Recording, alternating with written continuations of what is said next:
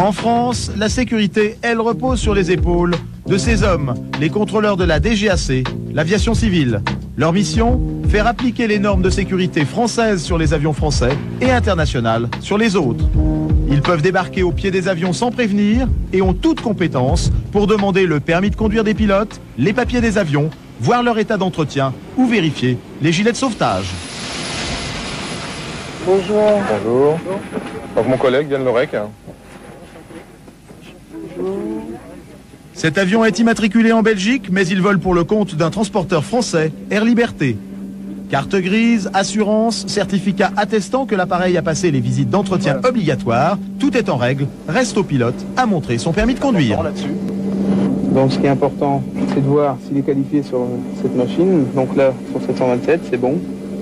Cette licence ne peut être renouvelée que si s'il a subi une visite médicale satisfaisante. La seule chose qu'il y a dessus, c'est que je suis obligé à porter des lunettes. Voilà. Vous voyez? Ok.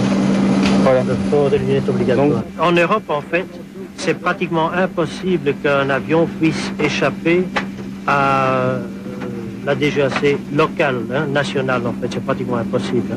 Vous ne sauriez pas le faire.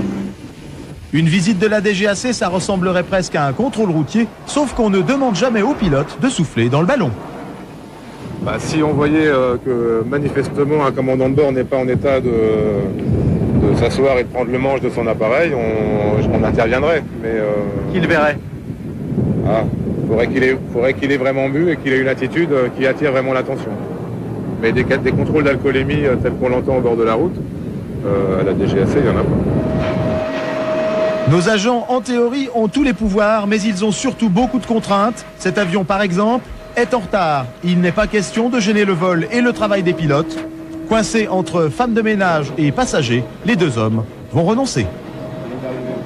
On n'aurait pas fait un bon contrôle, donc on aurait gêné pour pas être efficace, donc on préfère laisser tomber et revenir sur une autre fois. Alors pour éviter d'être contrôlé, mieux vaut arriver en retard et repartir tout de suite. Ne vous y trompez pas pourtant, ces contrôles inopinés peuvent sembler légers, mais les compagnies françaises l'ont appris, ils peuvent être lourds de conséquences.